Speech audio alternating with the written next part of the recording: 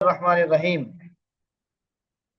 پچھلی کلاس میں ہم نے یہاں تک احادیث پڑھ لی تھی، باب الحیاء من الایمان۔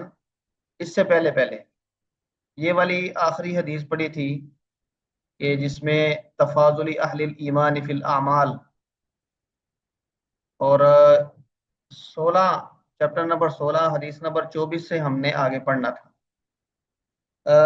اس کے بعد دو تین احادیث کے بعد ایک بحث آئے گی کفرن دون کفرن والی۔ میں نے یہ کہا تھا کہ آپ ایک دفعہ اس کو دیکھ لیں تو انشاءاللہ ہم اس پہ تھوڑی سی بات کریں گے۔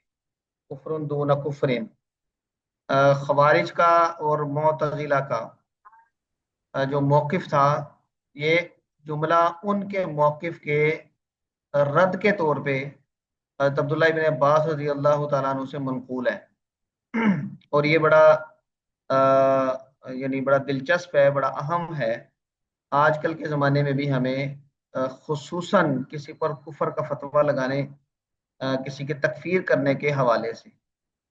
تو انشاءاللہ اور عزیز آج ہم اس پہ بھی تھوڑی سی بات کریں۔ تو آغاز کرتے ہیں۔ معاویہ بھائی آپ پڑھ رہے تھے یا کسی اور کی باری ہے؟ جی استاد جی، میں پڑھا تھا، اگر کوئی اور ساتھی پڑھنا چاہے تو۔ آپ کے گروپ میں ڈاکٹر خالد جی صاحب تھے، آپ جی تھے؟ جی، اجمل صاحب تو شاید آج نہیں ہیں، تو ہاں جی، وہ نہیں۔ ایک اور ساتھی تھے ہمارے ساتھ، حافظ طارق صاحب، اگر وہ پڑھنا چاہیں تو ٹھیک ہے، ورنہ میں پڑھ لیتا ہوں۔ ہاں جی، حافظ طارق صاحب موجود ہیں، انہوں نے سر تسلیم خم کیا تھا۔ شاید اب تک اٹھا لیا ہو شاید۔ ہاں جی، اب صاحب آپ کی آواز نہیں آ رہی۔ وہ کہہ رہے ہیں مائک کام نہیں کر رہا ان کا۔ اچھا چلے پھر آپ شروع کریں، آگے پھر انشاءاللہ وہ پڑھ لیں گے۔ جی استاد جی، بسم اللہ کریں۔ اللهم صل على سيدنا محمد النبي الأمي وعلى آله وبارك وسلم. بسم الله الرحمن الرحيم. بسند متصل منا إلى الإمام الحافظ أبي عبد الله محمد بن إسماعيل بن إبراهيم بن المغيرة بن بردزبة الجعفي البخاري رحمه الله تعالى قال حدثنا عبد الله بن يوسف قال أخبرنا مالك بن أنس عن ابن شهاب عن سالم بن عبد الله عن أبيه أن رسول الله صلى الله عليه وسلم مر على رجل من الأنصار وهو يعظ أخاه في الحياء فقال رسول الله صلى الله عليه وسلم دعه فإن الحياء من الإيمان. ماشاءاللہ۔ تو یہ سالم بن عبداللہ اپنے والد عبداللہ سے روایت کرتے ہیں کہ رسول اللہ صلی اللہ علیہ وسلم انصار کے ایک آدمی کے قریب سے گزرے، مر علی رجل من الانصار وهو يعظ اخاه في الحياء، وہ اس وقت اپنے بھائی کو حیا کے حوالے سے کوئی نصیحت کر رہا تھا۔ حیا کے حوالے سے نصیحت کا مطلب یہ ہے کہ وہ اسے زیادہ شرمانے اور زیادہ حیا کرنے سے روک رہا تھا، جس طرح کہ ہم کسی کو کہتے ہیں کہ بھئی زیادہ شرمایا نہ کرو۔ تو فقال رسول اللہ صلی اللہ علیہ وسلم، آپ صلی اللہ علیہ وسلم نے اس کی یہ نصیحت سن کے فرمایا دعہ، اس کو چھوڑ دو، فإن الحیاء من الایمان، حیا تو ایمان کا حصہ ہے۔ پچھلی کلاس میں غالباً ہم نے یہ سوال ڈسکس کیا تھا کہ حیا کسے کہتے ہیں۔ حیا کی اگر ہم ڈیفینیشن کریں تو کسے کہیں گے حیا؟ ہاں جی، کسی کے ذہن میں ہے؟ لحاظ ہاں جی، لحاظ بہت سارے، جی جی، بہت سارے کسی کام ایسے کو کام۔ کرتے ہوئے جی جی، اطہر صاحب فرمائیں۔ ہچکچاہٹ استاد جی، آپ نے ہاں، کہا تھا، یعنی کہ ایسا ہچکچاہٹ، کوئی کام معیوب جی جی، کام بھی آپ نے کہا تھا۔ ہاں ایسا کام جس کو معیوب سمجھا جاتا ہے، آدمی خود معیوب سمجھتا ہے یا سوسائٹی میں اسے معیوب سمجھا جاتا ہے، برا سمجھا جاتا ہے، اس کو کرتے ہوئے آدمی کو جو ہچکچاہٹ محسوس ہوتی ہے اس کو حیا کہتے ہیں۔ اب یہ ہچکچاہٹ جتنی زیادہ ہوگی آدمی اتنا ہی زیادہ ان چیزوں سے، گناہوں سے، معاصی سے بچنے کی کوشش کرے گا۔ تو کسی آدمی میں اگر یہ فطری طور پر یہ وصف موجود ہے کہ وہ شرمیلہ ہے یا حیا والا ہے، تو یہ ایک اچھی صفت ہے۔ گویا کہ یہ صفت اس کو بہت ساری برائیوں سے، بہت ساری معیوب باتوں سے، بہت سارے نافرمانیوں سے بچا لے گی۔ تو آپ صلی اللہ علیہ وسلم کا کہنے کا مقصد یہی تھا کہ اس کی جو فطری ہچکچاہٹ ہے اس کو برقرار رہنے دیں، اس کو ختم کرنے کی کوشش نہ کریں۔ ہاں، جہاں تک تعلق ہے آدمی کے اندر ذرا کانفیڈنس ہو، آدمی اپنے مفادات کا تحفظ کر سکے، اپنے مفادات کے تحفظ کے لیے جہاں پر بولنے کی ضرورت ہو وہاں پر بولے، جہاں پر کوئی اقدام کرنے کی ضرورت ہے وہاں پر اقدام کرے، تو وہ ایک الگ چیز ہے۔ تو آپ صلی اللہ علیہ وسلم اس سے منع نہیں فرما رہے، بلکہ یہ کہہ رہے ہیں کہ ایک آدمی عرب کے اندر آپ نے، آپ صلی اللہ علیہ وسلم کے بچپن کے کچھ واقعات آپ نے پڑھے ہوں گے کہ جب بیت اللہ تعمیر ہو رہا تھا، آپ صلی اللہ علیہ وسلم بھی اس کی تعمیر میں حصہ لے رہے تھے۔ تو وہ جو یعنی برتن جس میں مٹی، تابڑا وغیرہ، تسلا وہ اٹھا رہے تھے تو وہ سر کو لگتا تھا۔ تو باقی کے جو لوگ تھے انہوں نے اپنی تہبند جو انہوں نے باندھی ہوئی تھی وہ اتار کے تو سر پہ رکھ لی تاکہ وہ سر کو چبھے نہ۔ آپ صلی اللہ علیہ وسلم بھی ایسا کرنے لگے تو آپ صلی اللہ علیہ وسلم بے ہوش ہو گئے۔ تو اس کا مطلب یہ ہے کہ یہ جو برہنگی ہے اس میں یعنی حیا کا عنصر کہ آدمی اپنے آپ کو برہنہ ہونے سے بچائے، یہ اس سوسائٹی میں ایک عام سی بات سمجھی جاتی تھی۔ اور پھر اس برہنگی پر مبنی گفتگو، اخلاق سے گری ہوئی گفتگو جس میں ولگیرٹی ہو، وہ بھی گویا کہ آدمی کو ایسے الفاظ بولتے ہوئے ہچکچانا چاہیے کہ جو ولگر لفظ ہے یا جس کو اچھا نہیں سمجھا گیا۔ ایک دفعہ آپ صلی اللہ علیہ وسلم کے قریب سے دو آدمی گزرے، وہ آپس میں ایسے اشعار کا تبادلہ کر رہے تھے کہ جس میں جنسی معاملات کا تذکرہ تھا۔ تو آپ صلی اللہ علیہ وسلم نے فرمایا کہ ان اشعار کے پڑھنے سے بہتر تھا کہ ان کے پیٹ پھول جاتے، اس میں سانپ اور بچھو پڑ جاتے اور وہ ان کو ڈستے رہتے۔ تو یہ باتیں کرنے سے وہ بہتر تھا۔ تو اس کا مطلب یہ ہے کہ حیا کا تعلق زیادہ تر جو غیر اخلاقی پن ہے اس کے ساتھ ہے، کہ آدمی غیر اخلاقی گفتگو، غیر اخلاقی اعمال، اس سے اپنے آپ کو بچانے کی کوشش کرتا رہے اور ایسے کسی کام میں مبتلا ہونے کے لیے ہونے میں اس کو ہچکچاہٹ۔ تو ایسا کوئی معاملہ تھا کہ جو آدمی اپنے بھائی کو اس معاملے میں کوئی نصیحت کر رہا تھا، یہ کہہ رہا تھا کہ تم زیادہ شرم نہ کیا کرو، تو آپ نے اس پر ان کو یہ تنبیہ فرمائی کہ اس کو چھوڑ دو کیونکہ حیا تو ایمان کا حصہ ہے۔ ہاں جی، اگلی روایت پڑھیں جی۔ باب فإن تابوا وأقاموا الصلاة وآتوا الزكاة فخلوا سبيلهم.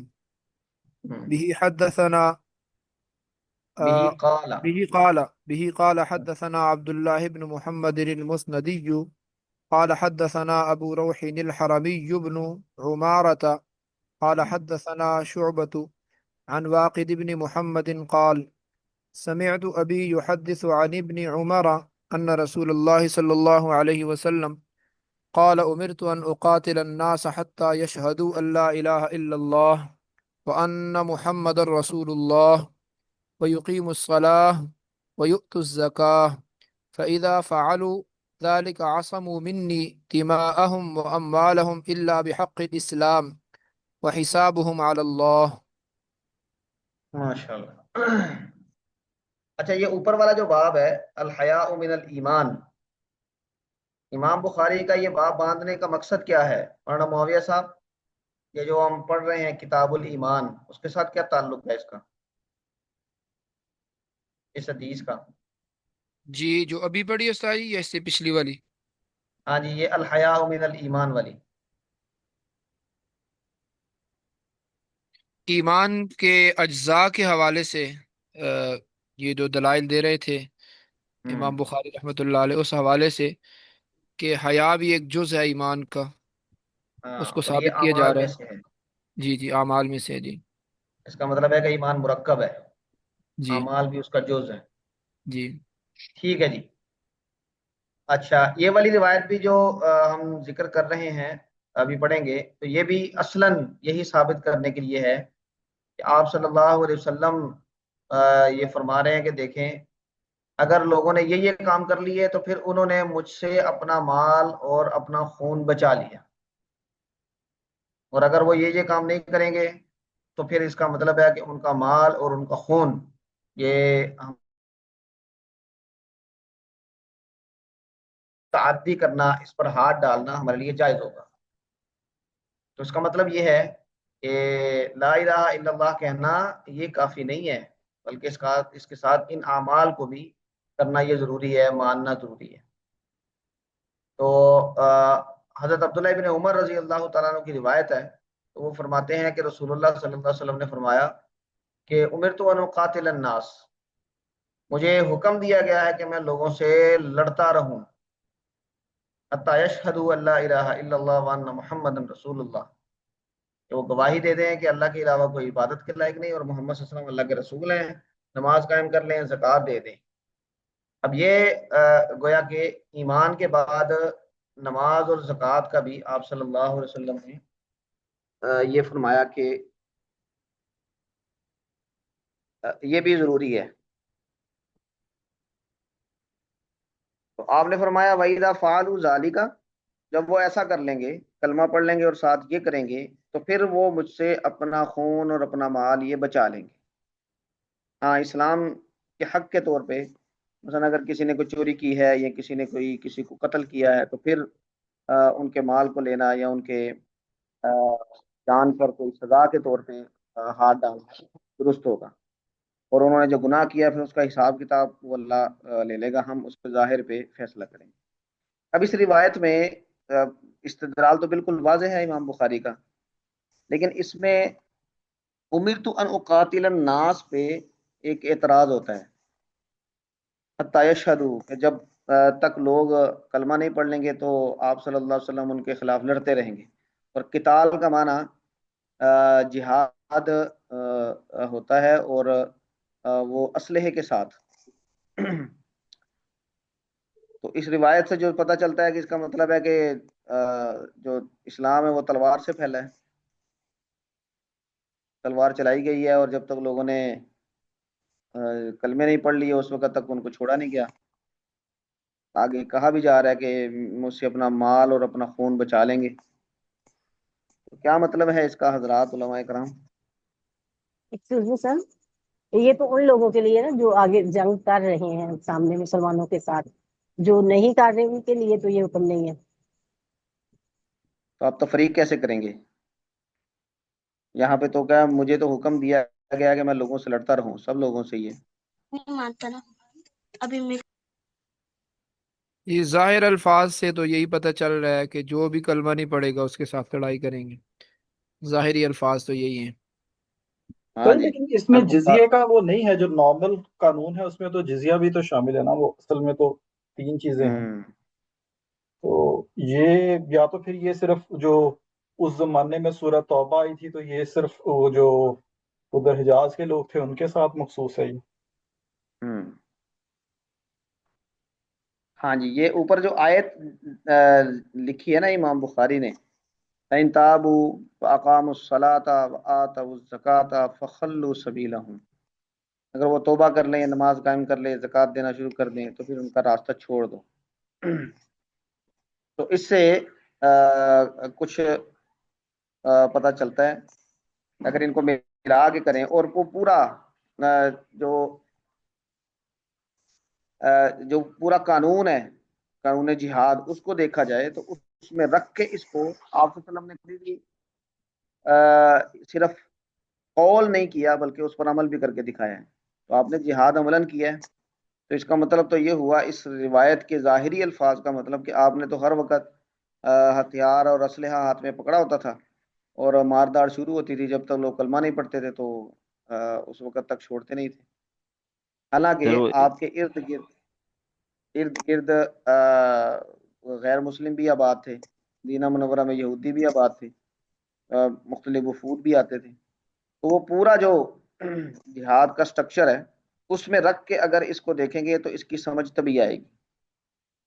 تو اس کو ہم اس طرح تعبیر کر سکتے ہیں کہ آپ صلی اللہ علیہ وسلم نے یہ فرمایا کہ بھئی مشن ہمارا یہ ہے کہ سب لوگ اللہ تبارک و تعالیٰ کی وحدانیت کا اقرار کریں، اور اس مشن کے لیے اگر ہمیں لڑنا بھی پڑا کہیں پہ رکاوٹیں دور کرنے کے لیے دعوت کے میدان میں، تو پھر ہم لڑیں گے بھی، لیکن لڑائی ایک آخری آپشن ہوتا ہے، اس سے پہلے جو سارے آپشن ہیں وہ ہم استعمال کریں گے۔ ہاں، اس کے لیے اگر لڑنا بھی پڑا تو پھر لڑا بھی جا سکتا ہے، اور جہاد ہوا بھی ہے جہاں پہ کوئی رکاوٹ آئی ہے، اقدامی جہاد ہم جسے کہتے ہیں۔ دفاعی جہاد تو بالکل ابتدا میں ساری جنگیں دفاعی جہاد میں تھیں۔ اقدامی جہاد میں جس طرح اس کی پہلی مثال ہم لے سکتے ہیں، بڑی مثال فتح مکہ، تو وہ اقدامی جہاد کی مثال ہے، لیکن وہ اس کا بھی پیچھے بیک گراؤنڈ ہے پورا۔ تو آپ صلی اللہ علیہ وسلم نے فرمایا کہ اگر رکاوٹیں دور کرنے کے لیے، اللہ کے دین کو آگے پہنچانے کے لیے لڑنا بھی پڑا تو پھر ہم لڑتے ہی رہیں گے، اور پھر جب لوگ کر لیں گے ایمان قبول کر لیں گے یا اطاعت کر لیں گے، جیسے کہ ثاقب صاحب نے کہا کہ جزیہ دینے پر یعنی راضی ہو جائیں یا پھر اطاعت کر لیں کلمے کی شکل میں، تو پھر ان کا جان مال پھر ہماری ذمہ داری ہے، وہ ہم سے اس کو محفوظ کر لیں گے، پھر ہم ان کے خلاف، محفوظ کرنے کا مطلب یہ ہے ہم ان کے خلاف تلوار نہیں اٹھائیں گے۔ تو اس حدیث کو پیش کر کے عام طور پہ مغالطہ یہ ڈالا جاتا ہے کہ اسلام جو وہ تلوار سے پھیلا، اور مسلمانوں نے ہر زمانے میں یعنی لوگوں کو فتح کر کے تو ان کا دین تبدیل کرنے کی کوشش کی ہے، حالانکہ یہ تاریخی اعتبار سے بھی غلط بات ہے۔ اچھا جی، چلیں آگے اگلی روایت پڑھیں جی۔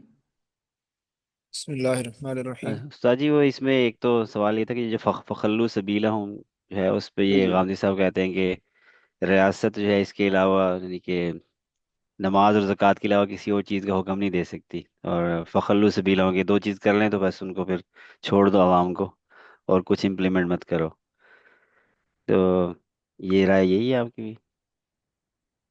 دیکھیں جس طرح یہ روایت جو ہم پڑھ رہے ہیں امرت ان اقاتل الناس، اس کا ظاہری مفہوم جو بتا رہا ہے کیا ہم وہ تسلیم کرتے ہیں؟ ہم اس کو اس پورے سٹرکچر میں رکھ کے دیکھتے ہیں آپ صلی اللہ علیہ وسلم نے اس پر عمل کیسے کیا ہے۔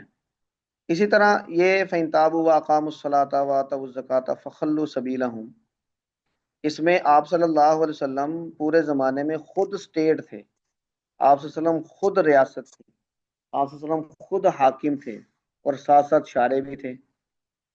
تو کیا آپ صلی اللہ علیہ وسلم نے لوگوں کو صرف نماز اور زکوٰۃ کا حکم دیا ہے؟ اس میں تو حج بھی نہیں ہے، اس میں اور بہت ساری چیزیں نہیں ہیں۔ تو اگر اس طرح کی تعبیرات اختیار کی جائیں گی، اور وہ تعبیرات یعنی غامدی صاحب کا جو معاملہ ہے نا، یعنی مجھے اس پہ ابھی کافی شرح صدر بھی ہے کہ غامدی صاحب کے مخاطب ہم لوگ نہیں ہیں جو مسلم کمیونٹیز ہیں، گندی ہوئی اسلام کے اندر گندی ہوئی جتنی پشتی مسلم کمیونٹیز ہیں وہ نہیں ہیں۔ غامدی صاحب کا روح سخن یہ ان معاشروں کی طرف ہے کہ جہاں پر مسلمان اقلیت میں ہیں، اور جو اس وقت سیاسی طور پر طاقتور ہیں، ان کو کسی نہ کسی درجے میں کرنے کے لیے، مطمئن کرنے کے لیے، اسلام کی تعبیر کو ان کے لیے قابل قبول بنانے کے لیے، یعنی ان کی نیت پہ شک نہیں ہے، وہ اللہ تعالیٰ ان کو سلامت رکھے، اخلاص ان کا اپنی جگہ پہ، لیکن روح سخن ہوتا ہے۔ مثلا سر سید کا اخلاص اگر آپ دیکھیں تو بڑے مخلص آدمی تھے، انہوں نے آپ صلی اللہ علیہ وسلم کے دفاع کے لیے اخراجات کرنے کے لیے اور مستشرقین کا جواب دینے کے لیے اپنا مکان تک بیچا اور سفر کیے. اخلاص کی دلیل تھی، ان کا تعلق تھا. لیکن ان کا روئے سخن کیا تھا؟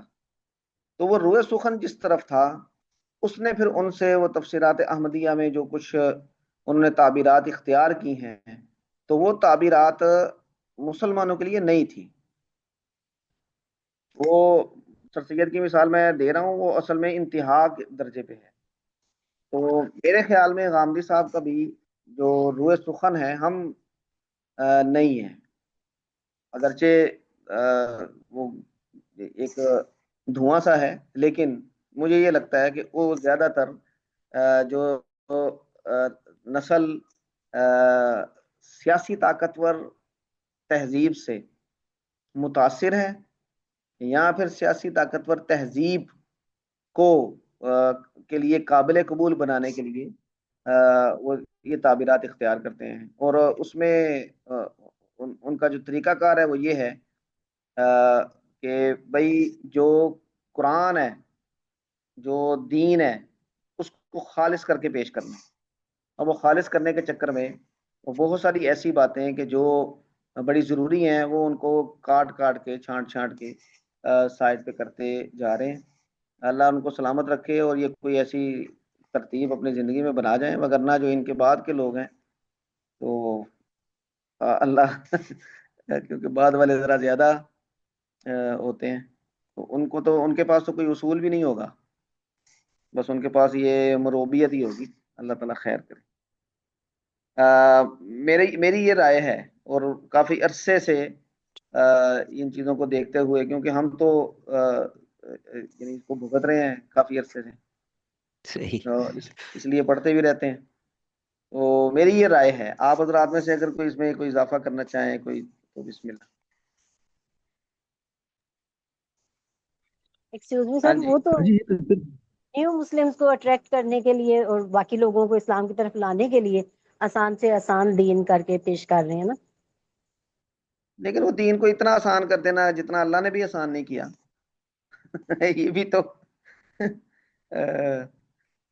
جتنی آسانی اللہ نے دی ہے بسم اللہ، لیکن جہاں پہ آپ آسانی دینے کے لیے بہت ساری ضروری چیزیں ہی اگنور کر دیں، تو پھر یہ ایک ٹرینڈ چلے گا پھر، اور یہ ٹرینڈ پھر آگے ٹرکل ڈاؤن ایفیکٹ دے گا، اور نیچے کے جو لوگ ہیں، ابھی بھی ہم بہت ساری جگہ پہ دیکھتے ہیں ان کی خانقاہ جو ہے، اگرچہ آپ نے دیکھی ہوگی اس کی سرگرمی، یعنی اگر آپ پوری دنیا میں جو سیناریو بنا ہوا ہے مرد و عورت کے اختلاط کا مسلمان کمیونٹیز میں، اگر آپ اس کو دیکھیں تو شاید آپ کو وہ اتنی عجیب نہ لگے.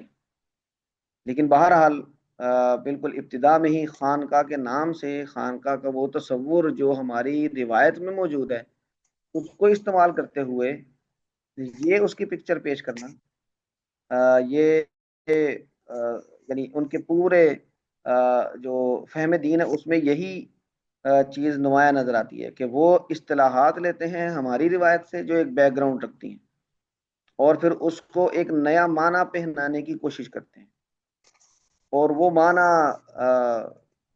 یعنی کوئی اتنا آپ کہہ لیں کہ ہماری روایت سے میل نہیں کھاتا.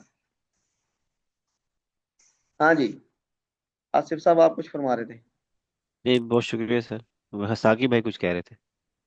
ہاں جی. استاد جی وہاں پر استاد جی کچھ اٹریکٹ کرتا ہے یا نہیں کرتا وہ تو اتنا مجھے نہیں لگ رہا، لیکن یہاں جو نقصان اور ڈیمیج ہو رہی ہے نا ہر قسم کے لوگوں کے اندر، سر یہ بہت خطرے کی علامت ہے. الارم صورتحال،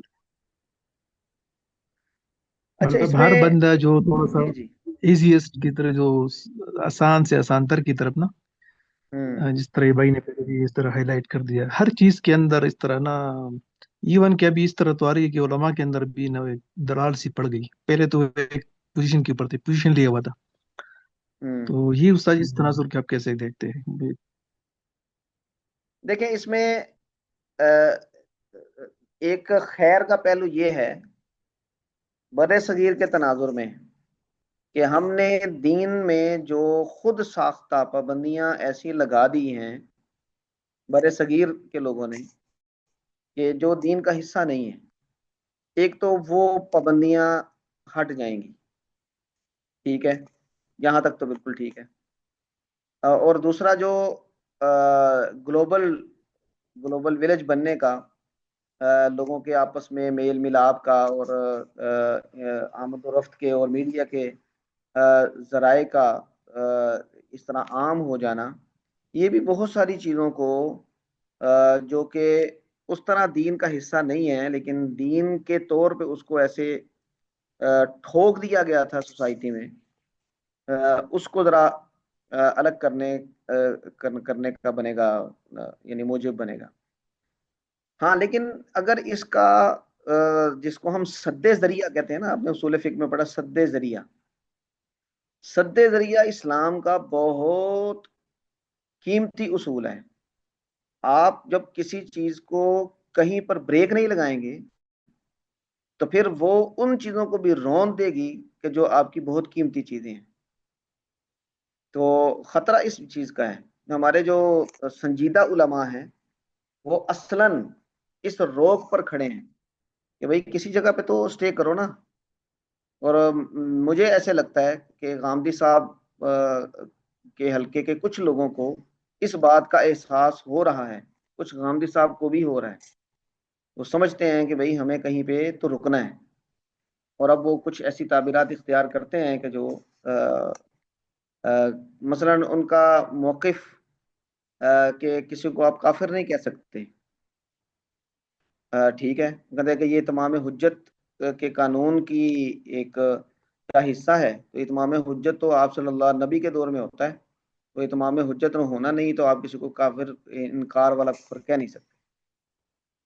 لیکن قادیانیوں کے حوالے سے غامدی صاحب کے کچھ کلپس ہیں، وہ ویڈیوز ہیں ان کے ساتھ ملاقات ان کے وفد کے ساتھ، آپ اس میں دیکھیں وہ وہاں پہ پورے مولوی نظر آ رہے ہیں۔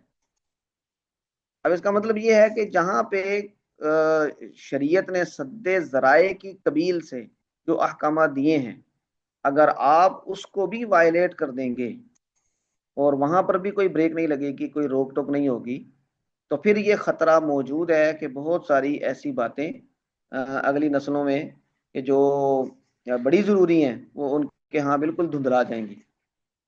اور یہ علماء کی ذمہ داری ہے، ہم دین پڑھنے والوں کی ذمہ داری ہے کہ ہم سختی کے ساتھ نہیں، سختی حکومت کا کام ہے، ہم اپنے اخلاق کے ساتھ، اپنی واعظ و نصیحت کے ساتھ، فذکر فإن الذکر تنفع المؤمنین، یہ جو واعظ و نصیحت ہے اس کے ساتھ اس سد ذریعہ والے فریضے کو سر انجام دیں۔ یہ بات آپ کی بالکل ٹھیک ہے کہ بہت ساری چیزوں میں سہولت آسانی، جہاں پر سہولت آسانی ملتی ہے وہاں پر تو اس کو لینے دینا چاہیے، لیکن یہ سہولت آسانی کا مزاج بنا کے آدمی ہر چیز ہی یعنی رونتا چلا جائے تو یہ درست نہیں ہے، اس پہ ہمیں ذمہ داری ادا کرنی ہے۔ تو اللہ کرے دیکھیں آپ صلی اللہ علیہ وسلم خود عزیمت پہ عمل کرتے تھے، آپ نے کبھی تہجد نہیں چھوڑی، آپ نے روزے رکھنے کی ایک ترتیب اپنی سیٹ کی تھی، آپ وہ روزے رکھتے تھے، اور بھی عبادات کے علاوہ بھی آپ اپنے گھر میں فاقہ کر لیتے تھے، لیکن کسی ضرورت مند کی ضرورت کو آگے بڑھ کے پورا کرتے تھے۔ آپ نے اپنے گھر میں مال و دولت ذخیرہ نہیں کیا، یہ سب عظیمت کی باتیں ہیں، لیکن سوسائٹی کیا اس پر چلائی؟ آپ نے اس پر نہیں چلائی۔ آپ کی شخصیت خود ایک سد ذریعہ تھی، آپ کا یہ عمل لوگ اس کو آئیڈیل بنا کے کھڑے تھے، اور صحابہ کرام یعنی اپنی خواہش کو دیکھنے کی بجائے رسول اللہ صلی اللہ علیہ وسلم کے نمونے اور اسوہ کو دیکھتے تھے، اور وہ خود بخود وہ سد ذریعہ کا فریضہ سر انجام دیا جا رہا تھا۔ تو ہماری یہ ذمہ داری بنتی ہے کہ ہمارا کردار وہ یعنی مثال قائم کرے جو آپ صلی اللہ علیہ وسلم نے اپنی شخصیت سے قائم کی۔ تو اگر صرف نعرے بازی کریں گے اور یعنی گالیاں والیاں دیں گے اور سمجھیں گے کہ ہم نے تو پتہ نہیں پھٹے کھیٹ دیے، اور تو یہ اتنا کارگر نہیں ہے، یہ زیادہ متنفر کرنے والی چیز ہے۔ اصلاً جو کردار ہے وہ مثلا غامدی صاحب کی ایک خاصیت ہے کہ ان کے اندر گفتگو کا سلیقہ ہے، ان کے اندر بات سننے کا، بات کرنے کا بڑا حوصلہ ہے، بات سنتے بھی ہیں اور پھر بات کو بڑے اچھے طریقے سے فریز کر کے آگے پہنچاتے بھی ہیں، اور اس میں جو مخاطب ہے اس کی عزت نفس کا بھی خیال رکھتے ہیں۔ اب ان کی بات کو، وہ جیسی بھی بات ہے، آپ اس میں علمی اختلاف جو بھی کریں، لیکن ان کی بات کو لوگوں تک پہنچانے میں یہ رویہ یہ بڑا کارگر ہے۔ تو ہمارے ہاں ہمیں یہ رویہ اپنانے میں کیا مذائقہ ہے، ان سے یہ چیز سیکھنی چاہیے۔ تو شاہ ولی صاحب، یہ بات آپ کی ٹھیک ہے، لیکن اس کے عملاً اس کا حل کیا ہے؟ اس کا حل کریکٹر ہے، اس کا حل نصیحت ہے، اس کے علاوہ کوئی حل نہیں۔ ہاں جی، جزاک اللہ خیر صاحب۔ اچھا جی، چلیں آگے چلیں جی، مولانا معاویہ صاحب۔ جی سر، بسم اللہ الرحمن الرحیم۔ باب من قال ان الایمان هو العمل لقول اللہ تعالی وتلك الجنة التي أورثتموها بما كنتم تعملون، وقال عدة من أهل العلم في قوله تعالى فوربك لنسألنهم أجمعين عما كانوا يعملون، عن قول لا إله إلا الله، وقال لمثل هذا فليعمل العاملون۔ جی آگے پڑھیں۔ جی، قال حدثنا أحمد بن يونس وموسى بن إسماعيل قال حدثنا إبراهيم بن سعد قال حدثنا ابن شهاب عن سعيد بن المسيب عن أبي هريرة رضي الله عنه أن رسول الله صلى الله عليه وسلم سئل أي العمل أفضل، فقال إيمان بالله ورسوله، قيل ثم ماذا؟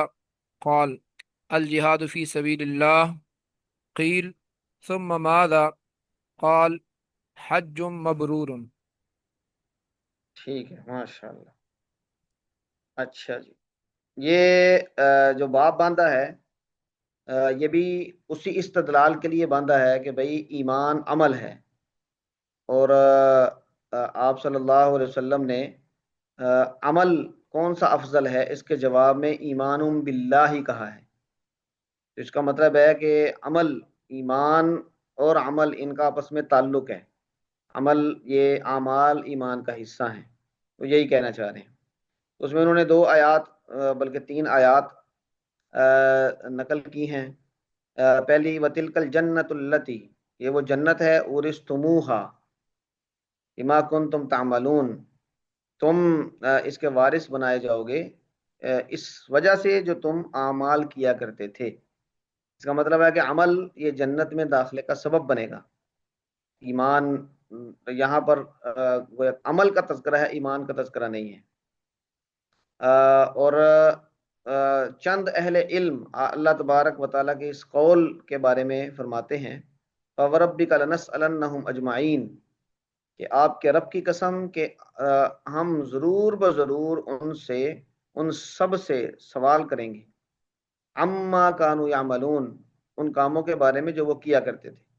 تو اہل علم اس اما کانوا یعملون عمل، اس کے بارے میں کیا کہتے ہیں؟ ان قول لا الہ الا اللہ، کہ یہ سوال اصلاً لا الہ الا اللہ کہنے کے بارے میں ہوگا کہ تم نے کہا یا نہیں کہا، گویا کہ یہ بھی ایمان کا سوال ہوگا۔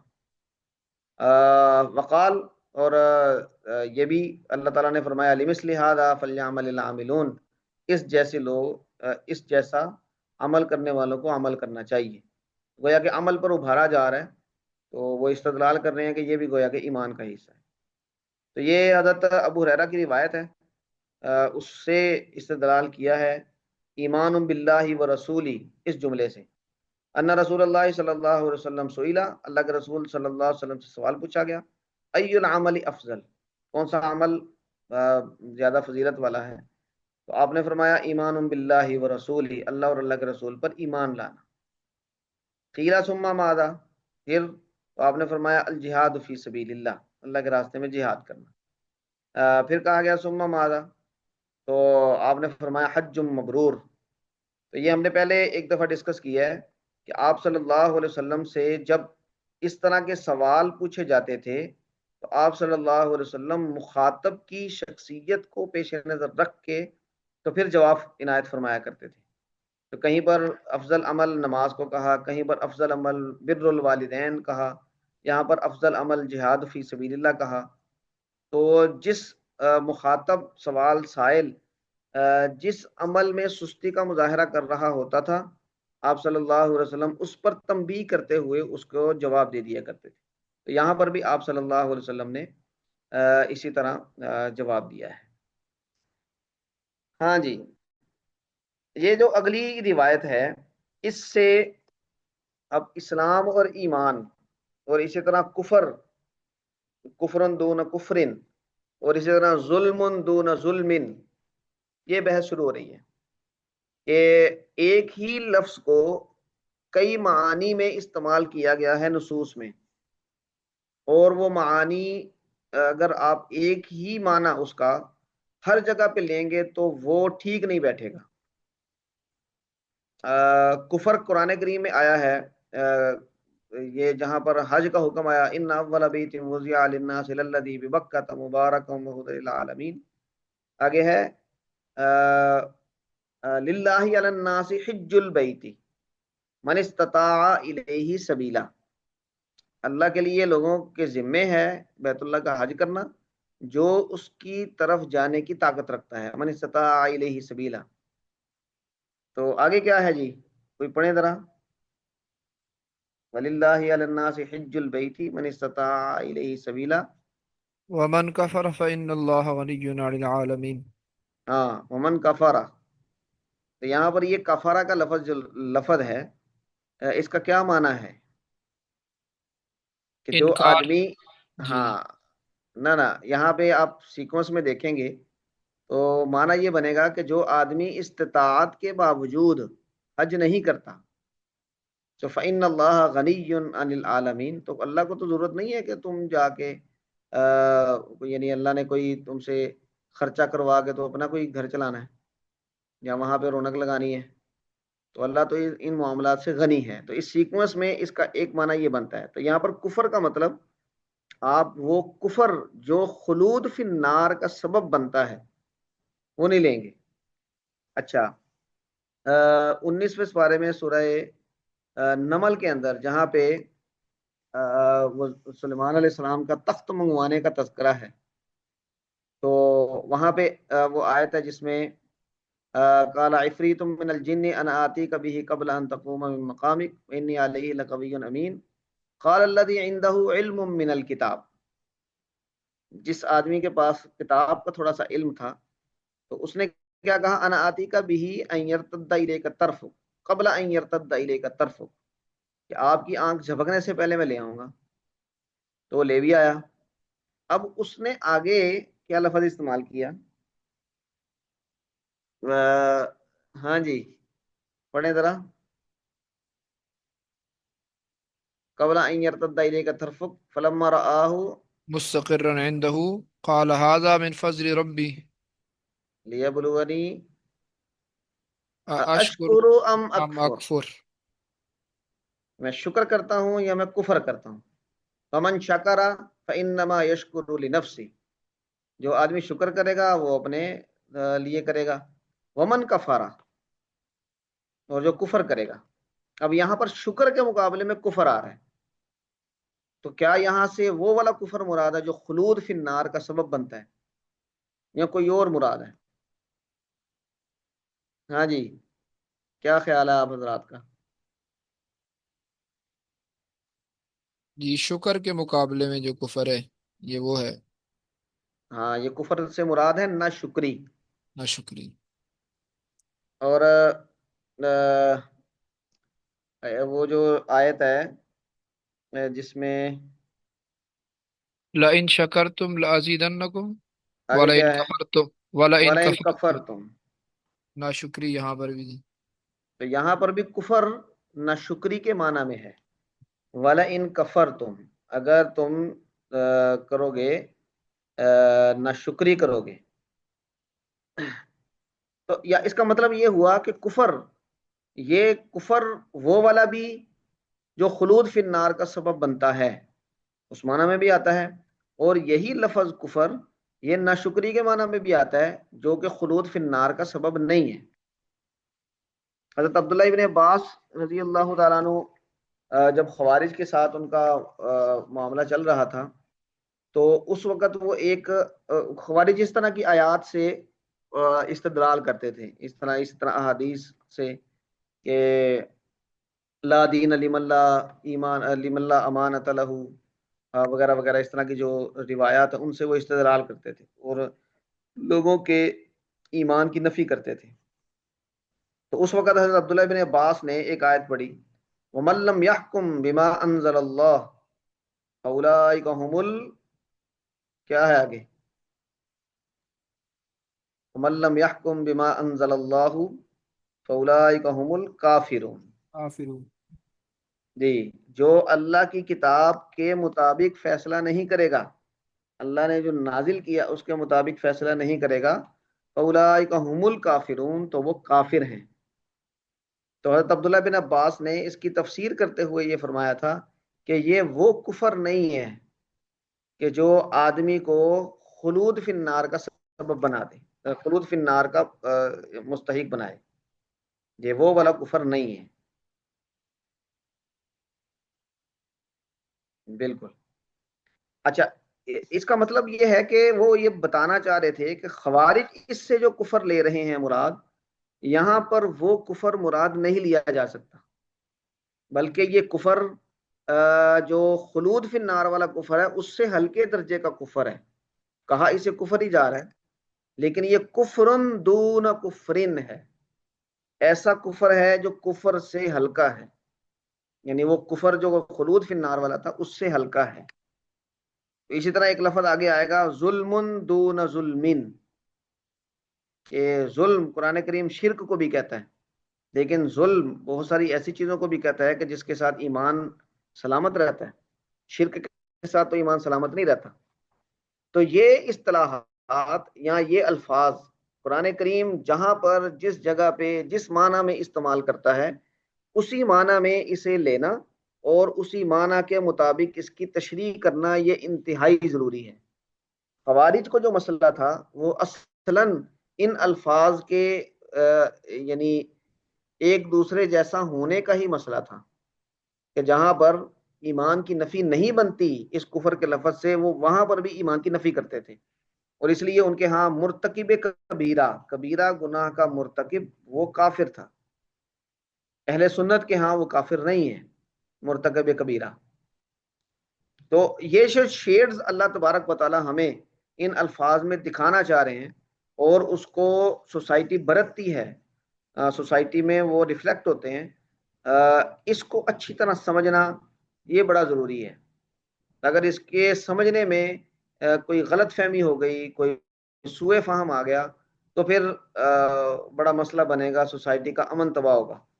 آپ نے اپنے ارد گرد بھی بہت سارے لوگوں کو دیکھا ہوگا کہ جو لٹرل میننگ پہ جاتے ہیں، ظاہری اپروچ جن کی ہوتی ہے، تو وہ بہت ساری جگہ پہ بڑا شدت پسندانہ رویہ وہ اپنا لیتے ہیں عام روزمرہ زندگی میں۔ ہمارا ایک دوست ہے، وہ مجاہدین جب وہ کرواتے تھے ٹریننگ کرواتے تھے، تو اس وقت وہ ٹریننگ کر کے آیا، اور ٹریننگ کر کے آ کے اس کے والد صاحب نماز نہیں پڑھتے تھے، تو اس کو ان کو ترغیب دی کچھ عرصہ، تو پھر اس نے اپنی ماں کو یہ کہا کہ تمہارا نکاح میرے باپ سے ختم ہو چکا ہے، یہ کافر ہو گیا ہے، نماز نہیں پڑھتا، تو اس لیے اب تم اس کی بیوی نہیں رہی۔ اپنی ماں کو کہا اس نے۔ تو آپ اس سے اندازہ لگا سکتے ہیں کہ اس وقت جب عبداللہ بن عباس یہ بات کر رہے ہیں تو ان کو کس چیلنج کا سامنا تھا۔ تو ہمارا یہ ہمارے آرمی چیف صاحب جو خوارج کا رٹ لگائی ہے انہوں نے، تو ان کو پلی ملتی ہے کہ ان لوگوں کا بھی جمہوریت کے حوالے سے جو پوائنٹ آف ویو ہے وہ بہرحال بڑا سخت ہے۔ وہ کہتے ہیں جمہوریت میں اقتدار اعلیٰ کا مالک اللہ نہیں ہوتا، اقتدار اعلیٰ کا مالک انسان ہوتا ہے، عوام ہوتی ہے۔ تو آپ نے گویا کہ اللہ کا اختیار عوام کو دے دیا، تو یہ تو کفر ہے۔ گویا کہ وہاں پر سپریم اتھارٹی قرآن اور حدیث کو نہیں ہے بلکہ عوام کی رائے کو ہے، وغیرہ وغیرہ۔ تو اس طرح کے استدلال کر کے تو وہ کہتے ہیں کہ بھئی جب آپ نے یہ کفر کر لیا ہے تو پھر آپ کا آپ کا خون حلال ہو گیا۔ اس کا مطلب یہ ہوا کہ اب اگر وہ 150 بندوں کو مار بھی دیں گے جنہوں نے جمہوریت کو سمجھا ہوا ہے تو وہ حلال ہے، ان کو کوئی گناہ نہیں ہو رہا ان کے پوائنٹ آف ویو کے مطابق۔ تو یہی مسئلہ اس وقت یعنی صحابہ کرام کے سامنے تھا، اور خوارج کا انہوں نے جو نپٹا ہے اور پھر بڑی سختی کے ساتھ نپٹا گیا۔ تو اس میں یہ چیز شارع کا یعنی اللہ اور اللہ کے رسول کا ان الفاظ کو ایسے استعمال کرنا، اس کے شیڈز، اس کی تعبیرات اور اس کو کیسے انٹرپریٹ کرنا ہے، یہ سمجھنا بڑا ضروری ہے۔ تو امام بخاری رحمۃ اللہ علیہ اسی کو سمجھانے کے لیے آگے ذکر کریں گے۔ اس میں یہ باب نمبر 19 سے جو کر رہے ہیں، شروع کر رہے ہیں، تو اس کو ذرا دیکھیں تو انشاءاللہ پھر آگے بھی بات کرتے ہیں۔ جی معاویہ بھائی۔ بسم اللہ الرحمن الرحیم۔ باب اذا لم يكن الاسلام على الحقيقة وكان على الاستسلام او الخوف من القتل لقوله تعالى قالت الاعراب آمنا قل لم تؤمنوا ولكن قولوا اسلمنا فإذا كان على الحقيقة فهو على قوله جل ذكره ان الدين عند الله الاسلام۔ جی ایک منٹ ٹھہریے، یہ جو اوپر انہوں نے باب باندھا ہے اذا لم یکن الاسلام علی الحقیقت، کہ جب اسلام حقیقت پر نہیں ہوتا، یعنی جو اسلام کی حقیقت ہے اللہ کے سامنے سر تسلیم خم کرنا اور دل سے تسلیم کرنا، اسلام اس مفہوم میں نہیں ہوتا۔ وکانا علی الاستسلام، وہ استسلام پہ ہوتا ہے، یعنی بس سر جھکانے پہ ہوتا ہے، وہ توان و کرہن، اب الخوف من القتل، یا قتل سے بچنے کے لیے ہوتا ہے، قتل کے خوف سے کلمہ پڑھا جاتا ہے۔ تو ان دونوں میں کیا فرق ہے؟ تو اب یہاں پہ دو آیات انہوں نے ذکر کی ہیں، ایک تو یہ وہی اعراب والی ہے، اعراب نے کہا آمنا، تو اللہ تعالیٰ فرما رہے ہیں آپ ان کو کہیں کہ تم ایمان نہیں لائے، تم تو اسلام لائے ہو، اسلمنا۔ اس کا مطلب یہ ہے کہ تم نے ظاہری طور پر کسی چیز سے مرعوب ہو کے کسی مفاد کی وجہ سے ابھی کلمہ پڑھا ہے، لیکن ولما يدخل الایمان فی قلوبکم، ایمان تمہارے دل میں اترا نہیں ہے۔ تو جب دل میں اترے گا تو ایمان، آمنا، مومن، اس وقت تم کہلانے کے مستحق ہو۔ اور ساتھ ہی اللہ تعالیٰ یہ فرما رہے ہیں ان الدین عند اللہ الاسلام، تو یہاں پر اسلام اور وہاں پر اسلام اس کے مفہوم میں فرق ہوگا۔ یہاں پر اسلام یہ ایمان، پورے دین کے معنی میں استعمال ہو رہا ہے، پورا جو سٹرکچر ہے اس معنی میں استعمال ہو رہا ہے، اور وہاں پر اسلام یہ کسی مفادات کی وجہ سے یا کسی مرعوبیت کی وجہ سے یا کسی خوف کی وجہ سے محض کلمہ پڑھ لینے کا نام کہا جا رہا ہے۔ تو لفظ ایک ہی ہے لیکن اس کے معنی میں دونوں جگہ پہ بڑا فرق ہے۔ ہاں جی پڑھیں جی روایت۔ به قال حدثنا ابو اليمان قال اخبرنا شعيب عن الزهري قال اخبرنا عامر بن سعد بن ابي وقاص عن سعد رضي الله عنه ان رسول الله صلى الله عليه وسلم اعطى رهطا وسعد جالس فترك رسول الله صلى الله عليه وسلم رجلا فهو اعجبهم الي فقلت يا رسول الله صلى الله عليه وسلم ما لك عن فلان فوالله إني لأراه مؤمنا فقال أو مسلما فسكت قليلا ثم غلبني ما أعلم منه فعدت لمقالتي فقلت ما لك عن فلان فوالله إني لأراه مؤمنا فقال أو مسلما ثم غلبني ما أعلم منه فعدت لمقالتي وعاد رسول الله صلى الله عليه وسلم ثم قال يا سعد إني لأعطي الرجل وغيره أحب إلي منه خشية أن يكبه الله في النار ورواه يونس وصالح ومعمر وابن أخي الزهري عن الزهري۔ ماشاء اللہ۔ اچھا جی، یہ ایک واقعہ ہے حضرت سعد رضی اللہ تعالیٰ عنہ کا کہ آپ صلی اللہ علیہ وسلم نے لوگوں کے ایک گروہ کو کچھ مال دیا، اور حضرت سعد بھی ساتھ ہی بیٹھے تھے، تو آپ نے ایک آدمی کو چھوڑ دیا، اس کو نہیں دیا۔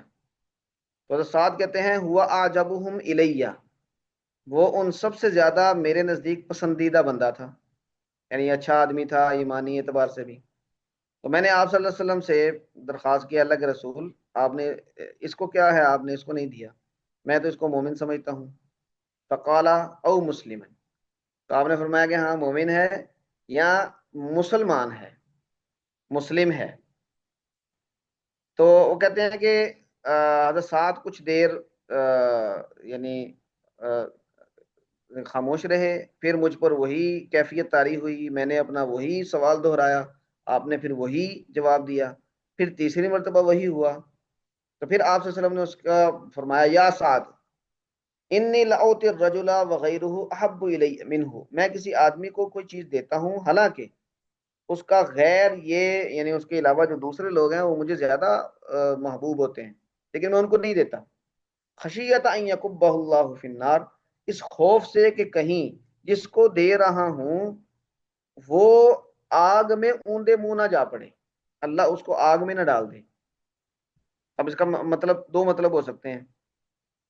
ایک مطلب تو جو شرح نے بیان کیا ہے وہ یہ ہے کہ آپ صلی اللہ علیہ وسلم اس کو چھوڑ کے جس کو دے رہے ہیں اس کو زیادہ ضرورت تھی، اور اس پر ایمان ابھی اس طرح کھلا نہیں تھا، اس کے دل میں ایمان کی وہ کیفیت پیدا نہیں ہوئی تھی، وہ استقامت پیدا نہیں ہوئی تھی کہ جو اس کو ارتداد سے بچائے۔ تو اس بات کا کبھی امکان تھا کہ اس کی مدد نہ کرتے تو وہ کہیں پلٹ جاتا، تو آپ صلی اللہ علیہ وسلم نے اس کو ایمان پر پختہ کرنے کے لیے اس کو زیادہ دیا اور دوسرے کو نہیں دیا۔ اس کا مطلب ہے کہ جس کو نہیں دیا اس میں کوئی فکر نہیں ہے، اگر اس کو نہیں بھی ملے گا تو وہ ایمان نہیں چھوڑے گا، لیکن جس کو دے رہے ہیں اس کے بارے میں خطرہ ہے تو آپ اس کو اس سے بچانے کے لیے زیادہ مدد کر رہے ہیں۔ قرآن کریم میں والمؤلفۃ قلوبہم، جو مصرف ہے زکوٰۃ کا، یہ آپ اس کے زمرے میں اس کو ڈالیں، اور شرح نے اس کی یہی وضاحت کی ہے۔ لیکن اس میں جو یہ کہہ رہے ہیں نا او مسلمن، کہ میں اس کو مومن سمجھتا ہوں، آپ کہہ رہے ہیں نہیں مسلم ہے، اس کا مطلب ہے کہ اس آدمی میں بھی کوئی مسئلہ تھا، آپ صلی اللہ علیہ وسلم یعنی اس کو اصلاح کے لیے بھی ایسا ہو سکتا ہے کہ آپ صلی اللہ علیہ وسلم نے اس کو نہ دیا ہو، ہے نا، وہ اس کو اس کا حق سمجھ رہا تھا اپنا، تو آپ صلی اللہ علیہ وسلم اس کو نہ دیا ہو تاکہ تھوڑی اصلاح ہو، تو اس تناظر میں بھی اسے دیکھا جا سکتا ہے۔ تو اس کا مطلب یہ ہے کہ آپ صلی اللہ علیہ وسلم ایمان کی پختگی کے لیے ایک آدمی کو پیسے دے رہے ہیں، اس کا مطلب ہے کہ اس کا جو ایمان تھا وہ ابھی اسلام کے درجے میں ہے، وہ ایمان کے درجے میں پہنچا نہیں ہے، جیسے کہ قرآن کریم کی آیت میں اللہ تعالیٰ فرما رہے ہیں۔ ہاں جی، یہاں پہ روک دیں، ابھی میرا خیال ہے کہ نماز کا وقفہ کر لیں، اور کس وقت ہم دوبارہ کلاس شروع کریں؟ اب 9:30 ہی کریں یا اس سے جلدی کر لیں؟ 9:15 کر لیں سائی، 9 بجے میرا سعد بن ابی وقاص کے بعد پھر سعد دوبارہ ہے نا؟ جی جی جی، یہ سعد بن معاذ ہیں۔ سعد بن معاذ، اوکے، جی جی جی، صحیح۔ استاد سعد بن معاذ ہیں یا سعد بن ابی وقاص ہوں گے؟ ان کے بیٹے روایت کر رہے ہیں۔ ایک منٹ دوبارہ اس یار۔ کو کھولیں پہلے۔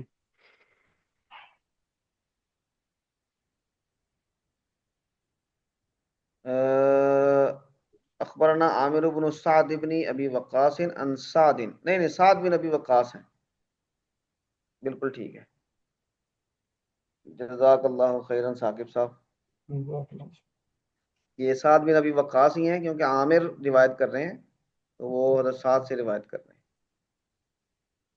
تو اس میں پھر یہ سمجھ نہیں آ رہی ہے کہ سعد بن ابی وقاص پھر عن سعد لکھا ہوا سر، یہ یعنی سعد بن ابی وقاص نہیں روایت کر رہے، یہ کہہ رہے ہیں نا اخبارنا عامر بن سعد بن ابی وقاص، یہ عامر حضرت سعد بن ابی وقاص کے بیٹے ہیں، وہ حضرت سعد سے روایت کر رہے ہیں، یعنی اپنے والد او صاحب سے۔ اچھا، صحیح صحیح صحیح، ٹھیک ٹھیک۔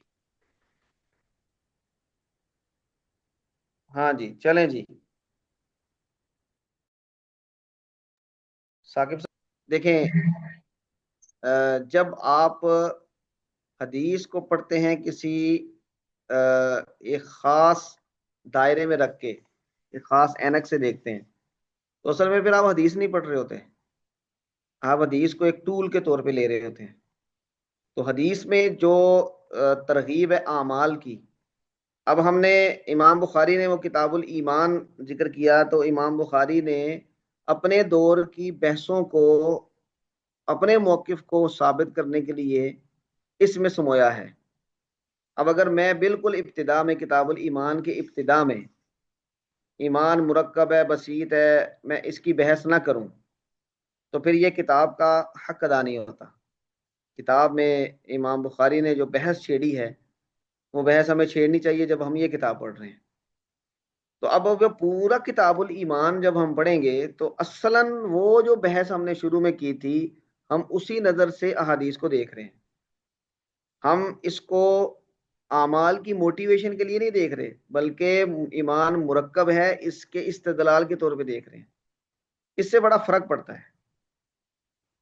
تو میرا خیال یہ ہے کہ یہ بنیادی وجہ ہے۔ اگر آپ یہی احادیث ریاض الصالحین میں پڑھیں، تو کیونکہ ریاض الصالحین کے جو مصنف ہیں انہوں نے یہ بحثیں اس میں نہیں چھیڑی، انہوں نے اعمال کی ترغیب دینے کے لیے احادیث جمع کی ہیں۔ تو جب آپ وہاں پہ پڑھیں گے تو وہاں پر آپ یہ اثر محسوس کریں گے کہ آپ اعمال پہ یعنی کھڑے ہونے کی جو کیفیات ہیں وہ آپ پر طاری ہو رہی ہیں۔ تو یہاں پر تو وجہ یہ ہے۔ لیکن ہمارے استاد مولانا زاہد الراشدی صاحب ایک بڑی اچھی بات فرمایا کرتے ہیں۔ میں نے کہا دیکھیں، آپ کچھ چیزیں قرآن پڑھتے ہیں، قرآن کا اپنا ایک اثر ہے، حدیث پڑھتے ہیں اس کا اپنا ایک اثر ہے، لیکن جب آپ استاد کی مجلس میں بیٹھ کے حدیث پڑھتے ہیں تو اس وقت جو کیفیت ہے اس کا ایک اپنا ٹیسٹ ہے، اور وہ ہم بیان نہیں کر سکتے۔ مثلا ہم نے یہی روایت، یہی ساری بحثیں مفتی رفیع صاحب اور مفتی تقی صاحب کے سامنے بیٹھ کے پڑھی ہیں، اور اس وقت جو کیفیت ہوتی ہے، وہ جو ماحول بنتا ہے وہ بھی اثر انداز ہوتا ہے۔ پھر جو استاد سامنے بیٹھا ہے، آپ اس کو دن رات دیکھ رہے ہیں، اس کی شخصیت کی جو چاشنی ہے وہ بھی اثر انداز ہوتی ہے۔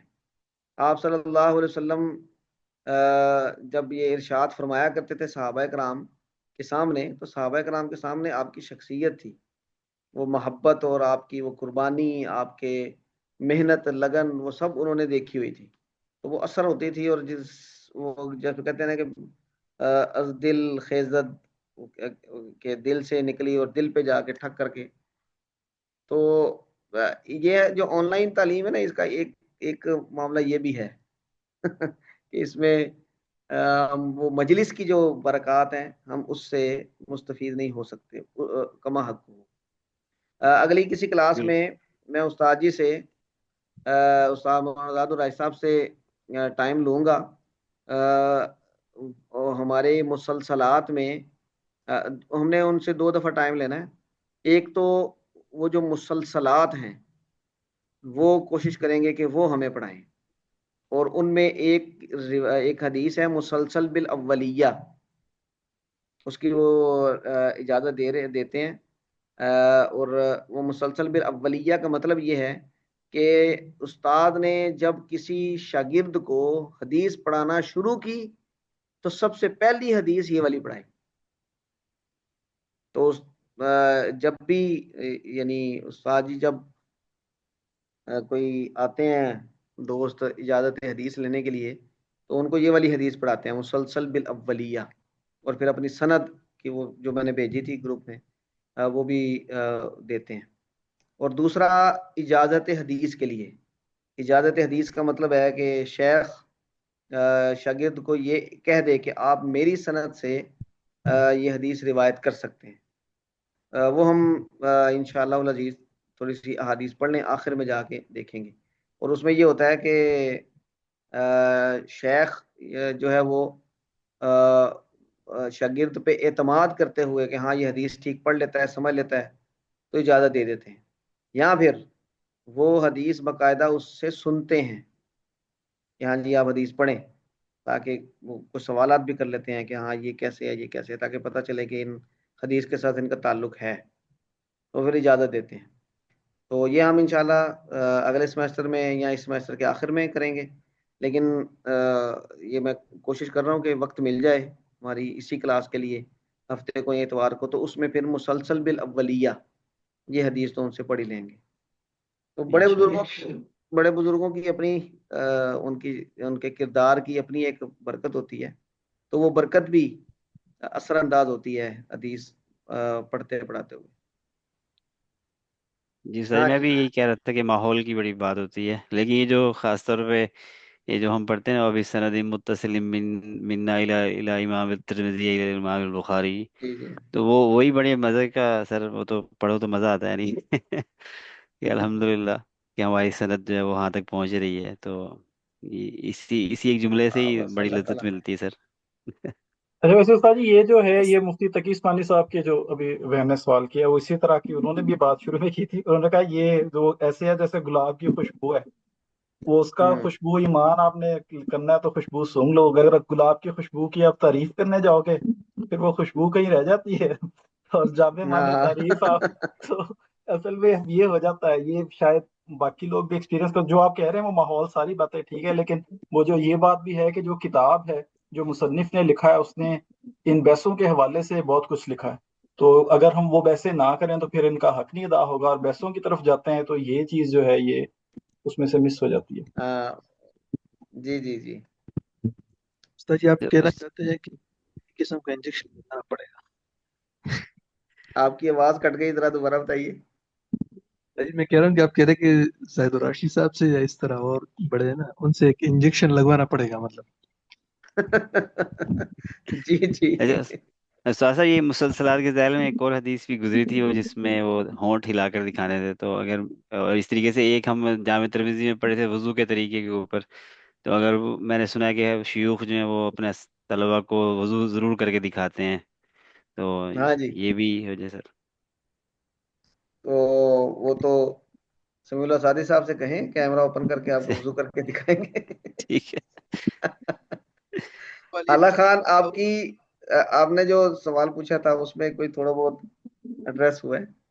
جی سر، یہ تو بات سمجھ آ گئی، وجہ یہ ہے بھی صحیح، ظاہر سی بات ہے کہ ہم آمنے سامنے بیٹھ کے پڑھنے کی ایک الگ بات ہوتی ہے، لیکن جی میں جی یہ چاہ رہی تھی کہ ٹھیک ہے کہ ان بحثوں کو ذکر کرنا ضروری ہے، کیونکہ اگر ہم بحثوں کو ذکر نہیں کریں گے تو ہمیں کتاب کا تعارف کیسے ہوگا، لیکن اگر جی جی۔ تھوڑا سا ٹچ اس میں اس چیز کا دے دیا جائے کہ ہمیں ایک چیز سے دو فائدے حاصل ہو جائیں تو۔ ہاں جی ہاں جی ہاں جی، ٹھیک ہے، بالکل ٹھیک ہے۔ اچھا یہ دیکھیں، بخاری عوام کے لیے نہیں ہے، یہ اہل علم کے لیے ہے، اس لیے آخری سال میں پڑھائی جاتی ہے۔ اور بخاری اصلاً جو حامدی صاحب نے کہا ہے نا کہ بخاری حدیث کی کتاب نہیں ہے، تاریخ کی کتاب ہے، تو یہ بالکل غلط بات بھی نہیں ہے۔ مثلا امام بخاری نے مثلا کتاب الایمان میں اگر ہم یعنی اوور ویو لیں، بالکل ایک کامن سینس میں لیں، تو کتاب الایمان جہاں پہ آئے گا تو وہاں پر ایمانیات کی بات ہونی چاہیے، ایمان کو پختہ کرنے یہ وہ، لیکن وہاں پہ وہ بتا رہے ہیں اپنے دور کی جو بحثیں تھیں چپکلش والی، تنازع والی، اور ایمان کے حوالے سے جو بحث تھی کہ ایمان ہے کیا، وہ بتا رہے ہیں۔ تو یہ اہل علم کی ضرورت ہے، اہل علم نے سوسائٹی کو ٹیکل کرنا ہے، ان کے ان رویوں کو سیٹ کرنا ہے، انہوں نے ان کے ان رویوں کو انہوں نے ڈیزائن کرنا ہے۔ تو اصلاً یہ کتاب آپ کہہ لیں کہ اہل علم کی یعنی ان کو پڑھنی چاہیے۔ اور جب آپ یہ کتاب پڑھیں گے تو آپ یہ دیکھیں گے کہ بہت سارا علم ہمیں امام بخاری کی اس کتاب کے پڑھنے سے حاصل ہوگا۔ وہ کیسے کہ ہم ان کی بات کو سمجھنے کے لیے ادھر ادھر کی بہت ساری چیزیں ڈسکس کریں گے، اور پھر وہ تاریخ میں بھی آئے گا، پھر وہ کلام میں بھی جائے گا، پھر وہ فقہ میں بھی جائے گا، پھر وہ جو ہمارے مسلکی اختلافات ہیں اس میں بھی جائے. بہرحال ترمذی میں آپ دیکھیں گے کہ وہاں پہ زیادہ جو فقہی بحثیں ہیں وہ غالب ہیں، طہارت کے مسائل اور اس طرح کے. تو اصل میں یہ کتاب کے مزاج پر بھی منحصر ہوتا ہے.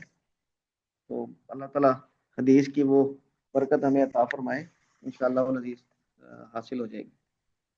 سر یہ جو امام بخاری نے ابواب باندھے اس سے تو لگتا ہے کہ جیسے یعنی کہ امام بخاری فقیہ ہیں، یعنی یہ تو ہم فقہا میں شمار نہیں کرتے انہیں. جی جی، امام بخاری کو اصلاً تو محدث ہیں، جی لیکن ان کو فقیہ اور مجتہد بھی کہا گیا ہے.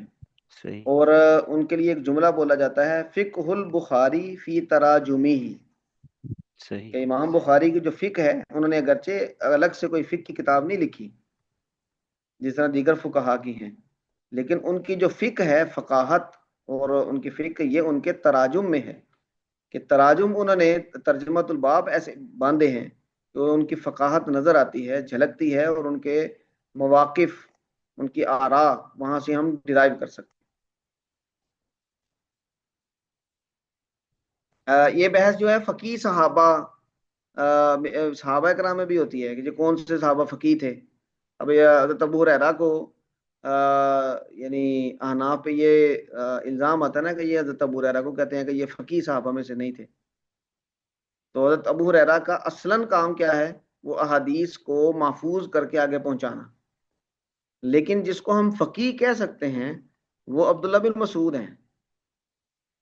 تو پورا فقہ کے اندر گویا کہ ان کے اندر گندی ہوئی ہے فقہ. تو حضرت عمر ہیں، حضرت علی ہیں، ہم ان کو فقی صحابہ کہتے ہیں کہ وہ جو نصوص ہیں، جو آپ صلی اللہ علیہ وسلم کی شخصیت ہے، اس سے اس کو نئے مسائل حل کرنے کے لیے استعمال کیسے کرنا ہے. تو امام بخاری میں بھی یہ موجود ہے، لیکن ان کی باقاعدہ کوئی فقہ کی کتاب ہو یہ نہیں.